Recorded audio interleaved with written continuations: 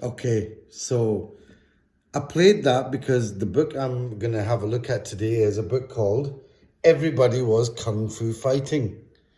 So this is by Steve Kerridge, and I originally bought this because I thought this was going to be a book about the history of the martial arts movie scene in the early 70s. And to be fair, it is that. But what it is actually very different from what I thought. I thought it was going to be more of a kind of intellectual critique of how the movie started and the whole history of things. But it's more like a poster book, and there is a lot of written text about how the movies came across, but it's fairly minimal. I mean, you can read this in like an hour and look through the pictures. Having said that, I've got to say it was fascinating, really a lot of fun.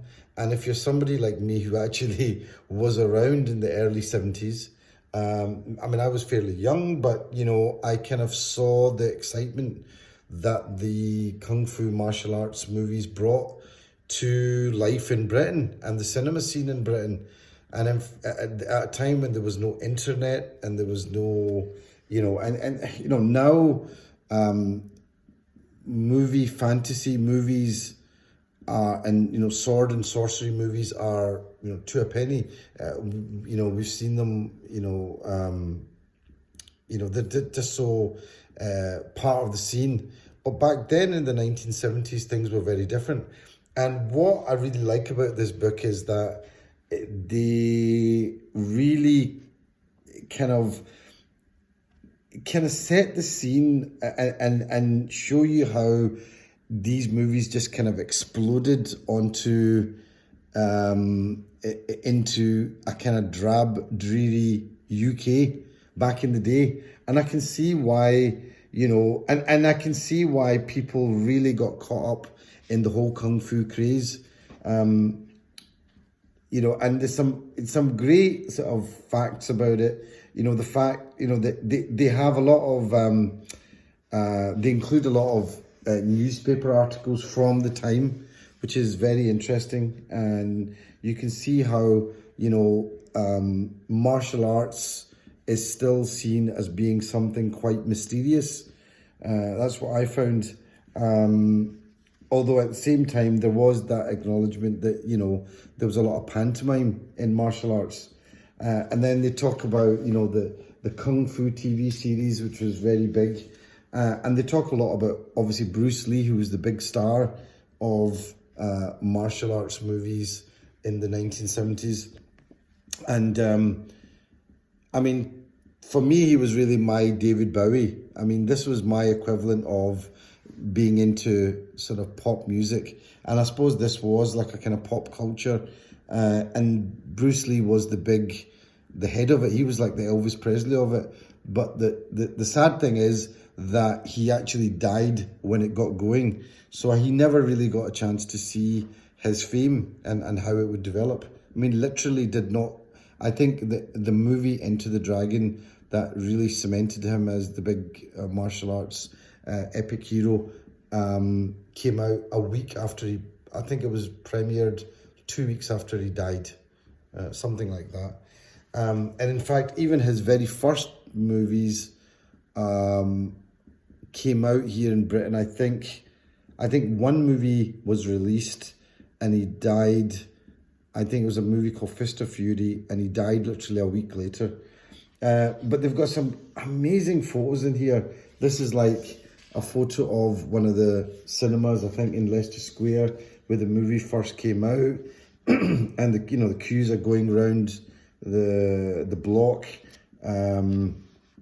They talked about the censorship and how his films were actually pretty much censored after about the third one because kids were using nunchaka sticks in the streets.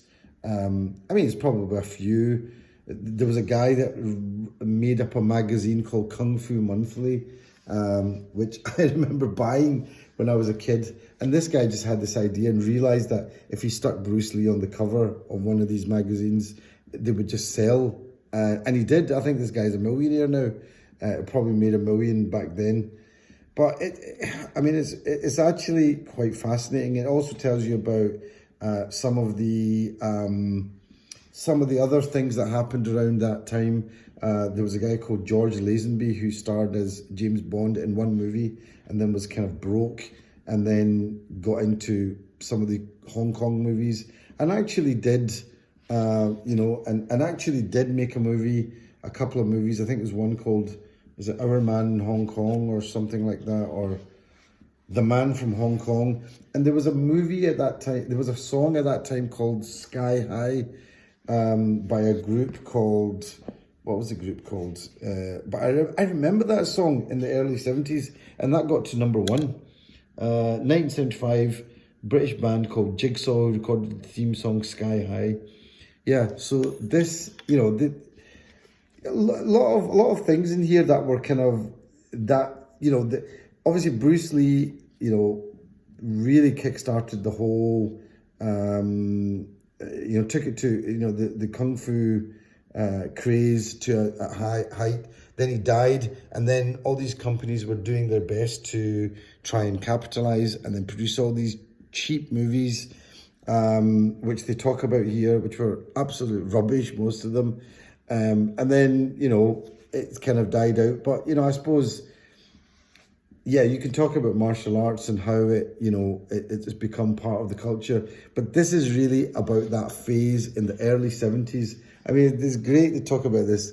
That Carl Douglas, who did the Kung Fu fighting song, which went to #1 back in the early 70s. I think it was 1974. A lot of really funny things about this. The guy was apparently not doing anything, did that one song, boom, and there you go. Has made a fortune out of it. So there you go. And then it was obviously redone for the Kung Fu Panda movie series. So he did well out of that song.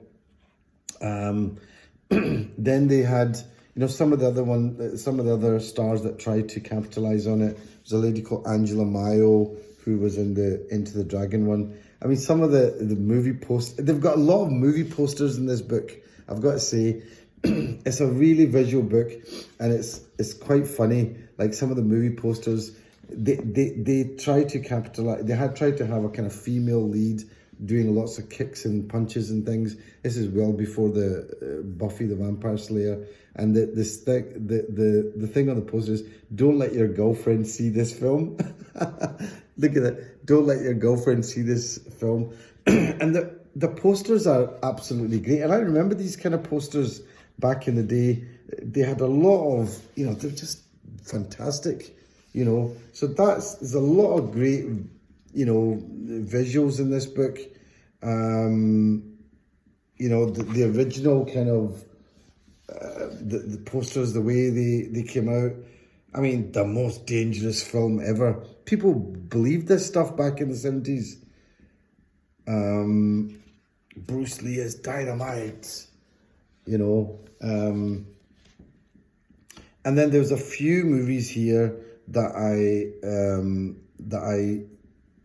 didn't know about, but I actually looked up on the internet. At one point, Hammer House of Horror, it was going down, so they tried to capitalize on the Kung Fu craze and made a movie called what was it called? The Legend of the Seven Golden Vampires, and you can actually get this on YouTube, and you get the whole movie, and it's hilarious. So I watched a bit of it yesterday, and I might watch that myself. And it actually starred Peter Cushing, believe it or not. Starred Peter Cushing, who was in, a lot of those horror vampire movies.